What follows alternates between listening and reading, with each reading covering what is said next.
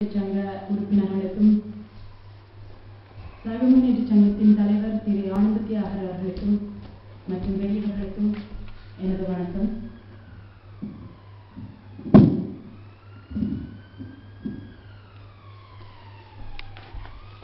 வாரந்தோறும் வெள்ளிக்கிழமைகளில்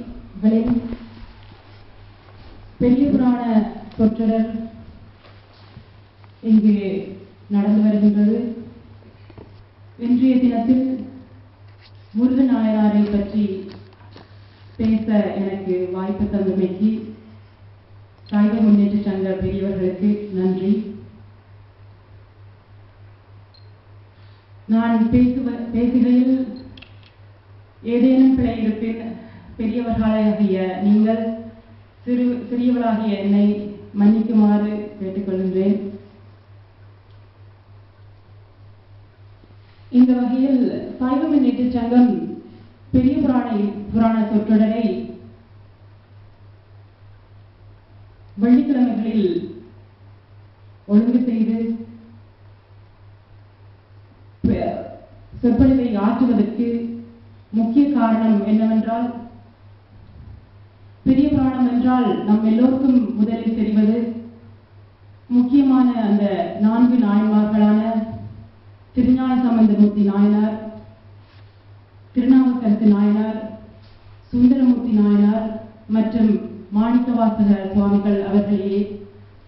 ஆனால் 63 நாயன்மார்களில் இந்த 4 நாயன்மார்கள் போக மீதமுள்ள நாயன்மார்களை பற்றிய வரலாறோ அல்லது அவர்கள் செய்த சிவதொண்டுகளை பற்றியோ அல்லது அவர்கள் எப்படி சிவபதம் அடைந்தார்கள் என்பதை பற்றியோ நம் எல்லோருக்கும் தெரியக்கூடிய சந்தர்ப்பங்கள் மிக அரிதாகவே இருந்திருக்கக்கூடிய காரணத்தினால் இந்த சொற்றொடரின் மூலம் பக்தர்கள் எல்லோருக்கும் இதனை பற்றி சென்றடைய வேண்டும் என்பதே முக்கிய காரணமாகும். அது ஒரு முக்கிய தொண்டுமாகும். சைவ முன்னேற்ற சங்கம் பல ஆலயங்களில் இந்த சொற்றொடரை செய்து இப்பொழுது நமது சிதம்பரேஸ்வரர் ஆலயத்தில் 6வது தடவையாக இந்த சொற்பொழிவு தொடர் சிறப்பாக இடம்பெற்று வருகின்றது. இப்பொழுது சிவ தொண்டினை பற்றி பார்க்கலாம். சிவபெருமானை நாம் பல வழிகளில் வழிபடலாம். அது சிவதொண்டு என்பது 4 வகைப்படும். சரியை, கிரியை, ஞானம், யோகம் என்று பெரிய புராணத்தில் இடம்பெற்ற நாயன்மார்கள் 4 வகையாக வழிபட்டு சிவபெருமானை வழிபட்டு சிவபெருமானை அடைந்தார்கள். சரியை தொண்டு என்பது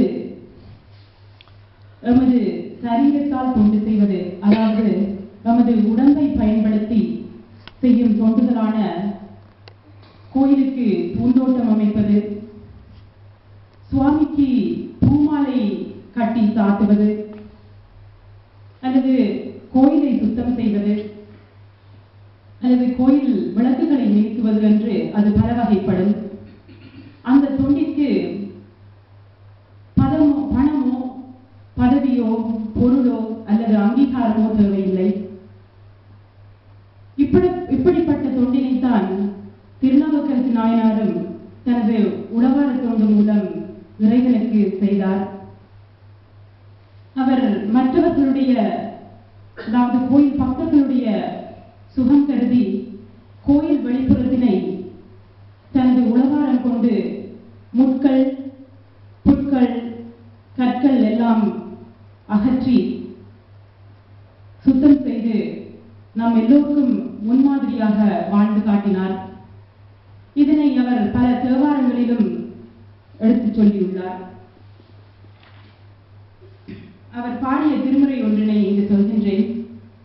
பூ கை கொண்டு அரண் பொன்னடி போற்றினார், பூ கை கொண்டு அரண் பொன்னடி போற்றினார், நா கை கொண்டு அரண் நாமம் நவிசிலார், நா கை கொண்டு அரண் நாமம் நவிசிலார், ஆசைக்கு ஓர் இறை தேடி அலைந்து, ஆசைக்கு ஓர் இறை தேடி அலைந்து, காக்கைக்கே இரையாகி மகிழ்வாரை, காக்கைக்கே இரையாகி மகிழ்வாரே. அதாவது இப்பாடலில் திருநாவுக்கரசர் என்ன சொல்கின்றார் என்றால், இறைவனை பற்றி பாடுவதும் இல்லை, இறைவனை பற்றி சொல்வதும் இல்லை, உடம்புக்காக சாப்பாடு மற்றும் வசதிகள் தேடி அலைந்து கொண்டு இருக்கின்றோமே, ஆனால் கடைசியில் காக்கைக்குத்தான் இரையாகி போகின்றோம் என்கின்றார். இன்னும் ஒரு பாடல், வாழ்த்த வாயும் நினைக்க மட நெஞ்சும், வாழ்த்த வாயும் நினைக்க மட நெஞ்சும், தாழ்த்த சென்னியும் தந்த தலைவனை, தாழ்த்த சென்னியும் தந்த தலைவனை, சூழ்த்த மாமலர் தூவி துதியாதே, சூழ்த்த மாமலர் தூவி துதியாதே, வீழ்த்த வா வினையின் நெடுங்காலமே, வீழ்த்த வா வினையின் நெடுங்காலமே. அதாவது வாழ்த்துவதற்கு வாயும் நினைப்பதற்கு நெஞ்சும், தாழ்த்தி வணங்க தலையும் தந்த இறைவனை மலர் தூவி கும்பிடாமல் இந்த வாழ்க்கையை வீணாக்கி விட்டோமே என்று கவலையோடு பாடுகின்றார். இதே போல திருமூலர் திருமந்திரத்தில் புண்ணியம் செய்வார்க்கு பூவுண்டு நீருண்டு, புண்ணியம் செய்வார்க்கு பூவுண்டு நீருண்டு, அண்ணல் அது கண்டு அருள் புரியா நிற்கும், அண்ணல் அது கண்டு அருள் புரியா நிற்கும், எண்ணிலி பாவிகள் இறை ஈசனை, எண்ணிலி பாவிகள் இறை ஈசனை நான் அறியாமல் நழுவுகின்றாரே, நான் அறியாமல் நழுவுகின்றாரே. அதாவது புண்ணியம் செய்தவர்களுக்கு பூ நீர் எல்லாம் உள்ளன. இவைகள் எல்லாம் இருந்தும் உடம்பை கொண்டு இறைவனுக்கு தொண்டு செய்யாதவர்கள் பாவிகள், அவர்கள் இறைவனை பற்றி அறியாமலே நழுவிச் செல்கின்றனர் என்கின்றார். திருநாவுக்கரசராயர் இன்னொரு திருமுறையில் தலம்பூவோடு தூபம் மறந்தறியேன் என்றார். அதாவது நீர் கொண்டும் பூ கொண்டும் இறைவனுக்கு பூசை செய்வதை நான் மறக்க மாட்டேன் என்று சரியை தொண்டின் மகத்துவத்தை பற்றி பாடியுள்ளார். இதுபோன்று திருநாவுக்கரசு நாயனாரின் தமக்கையார் திலகவதியார் திருத்தொண்டர்கள் இருக்கும் மடங்களை சுத்தம் செய்து சரியை தொண்டில் ஈடுபட்டிருந்தார். இந்த வகையில் போன வாரம் பார்த்த மூர்த்தி நாயனார் எப்படி இறைவனுக்கு சந்தன காப்பு அமைத்து முழு வைராக்கியத்தோடு சரியை தொண்டில் ஈடுபட்டிருந்தாரோ, அதுபோல நாம் இன்று பார்க்க இருக்கும் முருகநாயனாரும் இறைவனுக்கு அடிப்படை வழிபாடான பூமாலை சாற்றும் வழிபாட்டில் ஈடுபட்டிருந்தார். இப்போது முருகநாயனாரின் வரலாறு மற்றும் அவர் செய்த திருத்தொண்டினை பற்றி பார்ப்போம். திருப்புகலூர் தெய்வ மனம் கமழும் ஒரு பழம்பெரும் திருத்தலம். இங்கு திருஞான சம்பந்தமூர்த்தி நாயனார், சுந்தரமூர்த்தி நாயனார் மற்றும் திருநாவுக்கரசு நாயனார் போன்றவர்கள் சென்று திருமுறைகள் பாடியுள்ளனர். அதனால் இது ஒரு முக்கியமான ஒரு பாடல் பெற்ற திருத்தலமாகும். இங்கு வர்த்தமானேஸ்வரம் என்ற ஒரு சிவன் கோயில் உள்ளது. இத்தலத்தில் அந்தனர் குலத்தில் முருகனார் என்னும் சிவத்தொண்டர் தோன்றினார். இவர் சிவபெருமானிடம் கொண்ட அளவற்ற பற்றினால் அம்பலத்தரசரையும் அவர்தம் அடியவர்களையும் போற்றி வணங்கி வந்தார். தேவார திருப்பதிகங்களை ஓதுவார், அங்கெடுத்து மந்திரத்தை இடையராக உச்சரிப்பார். இத்தகைய சிறந்த சிவபக்தியுடைய முருகநாயனார் இறைவனுக்கு நறுமலர்களை பறித்து மலர்மாலை தொடுக்கும் புண்ணிய கைங்கரியத்தை செய்து வந்தார். முருகநாயனார் தினந்தோறும் கோழி கூவ துயிலெழுவார், தூய நீரில் மூழ்குவார், திருவண்ணீற்றை மேனியில் ஒளியர பூசிக்கொள்வார். பின்பு மலர்வனம் செல்வார். அங்கிருக்கும் மலர்கின்ற பருவத்தில் உள்ள மலர்களை எல்லாம் பறிப்பார். கோட்டுப்பூ, நிலப்பூ, நீர்ப்பூ, கொடிப்பூ என்ற 4 வகை மலர்களில் சிவபூசைக்குரிய மலர்களை நிறைய பறித்து வெவ்வேறாக பூக்கூடைகளில் சேர்ப்பார். பிறகு அவற்றை தூக்கிச் சென்று ஒரு இடத்தில் அமர்ந்து கோவை மாலை, இண்டை மாலை, பக்தி மாலை, கொண்டை மாலை, சரமாலை, தொங்கல் மாலை முதலிய பல்வேறு மாலைகளை அந்தந்த காலத்திற்கு ஏற்றபடி தொடுத்து கட்டுவார். அப்பூமாலைகளை உரிய பூசை காலங்களில் வர்த்தமானேஸ்வரம் ஆலயத்திற்கு எடுத்துச் சென்று அங்குள்ள சிவபெருமானுக்கு பேரன்போடு சாத்தி மகிழ்வார்.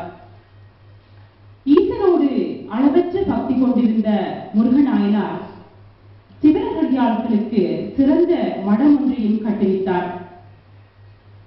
முருகநாயனாரின் திருமணத்திற்கு திருஞான சம்பந்தமூர்த்தி நாயனார், அப்பன் சுவாமிகள், திருநீல நக்கர் மற்றும் திருத்தொண்டர் போன்ற சைவ மார்க்க தொண்டர்கள் எழுந்தருளியிருந்தார்கள். அவர்கள் முருகநாயனாரின் அன்பிற்கினிய நண்பர்களாகவும் மாறினர். இறுதியில் திருநெல்லூரில் நடந்த திருஞான சம்பந்த சுவாமிகளின்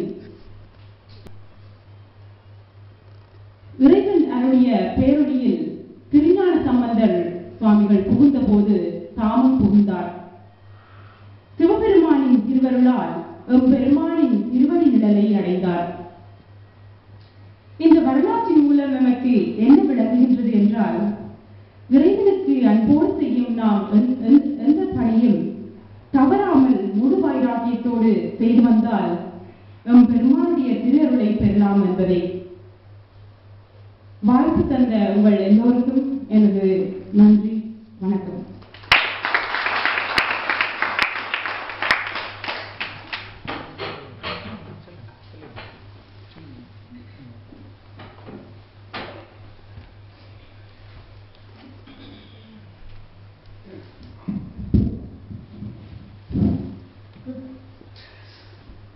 எல்லோருக்கும் வணக்கம். செல்வி பிரதீபா போராஜா இப்பொழுது திருமதி பிரதீபா வாங்கியிருக்கார்.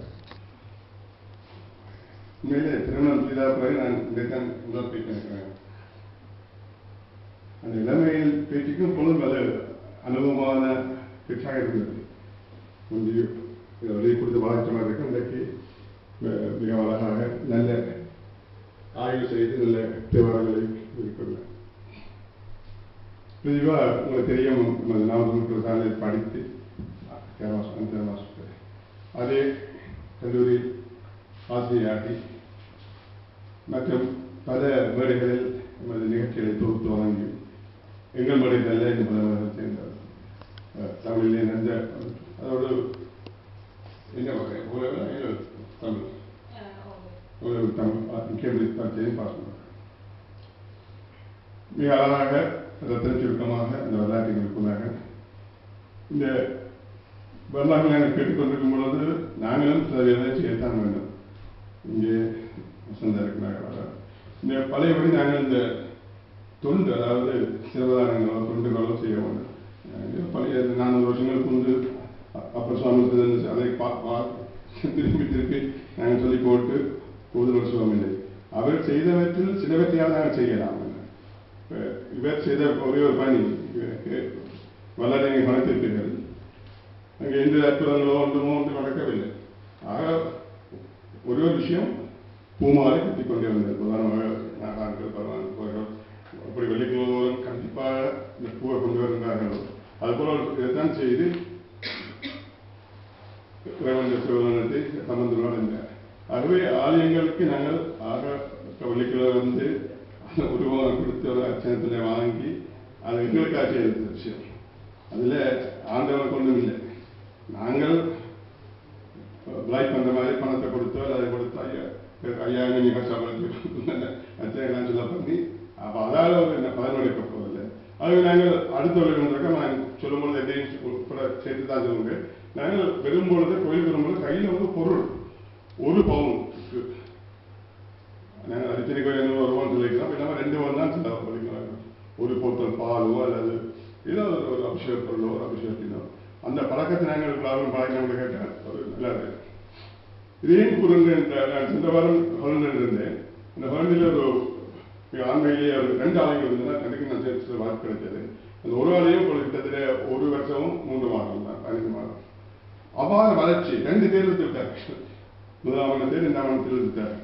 அப்போ அவங்களுக்கு நான் அந்த ஆலயம் ஆரம்பிக்கும் பொழுது நான் திருவிழா அதோடு குறிப்பாக சொல்ல வேண்டியது நாங்கள் அந்த ஆலய கட்டும் பொழுது செவலிங்கமும் டிசைன் செய்தோம் வந்து அவர்களாக அதற்கு இப்படித்தான் பேசும்படி கேட்கும்போது சரி நீங்கள் ஒன்றும் செய்ய வேண்டாம். அந்த ஆலயத்துக்கு வரும்பொழுது நீங்கள் ஒவ்வொரு தினம் கையில் பொருள் இல்லாமல் வர வேண்டாம். அப்போ அதுலேருந்து அம்மா சொன்னா அம்மா சொன்னால் நாங்கள் வரிசை சொன்னால் அடுத்தது உங்களுக்கு அதாவது நாங்கள் கடவுளுக்கு ஒரு சிவனுக்கு ஒரு நன்மையும் இல்லை. நீங்கள் காலை கொடுத்து செய்து கொடுத்தது ஒரு அது ஆகையால சிவனுக்கு உங்களுக்கு ஏதாவது பொருளை கொண்டு கொடுத்தீங்கன்னா அது சிவனுக்கு செய்து கொடுத்தது. அது இன்றைக்கு நடக்குது பார்க்கும்போது மிக மகிழ்ச்சியாக இருக்குது.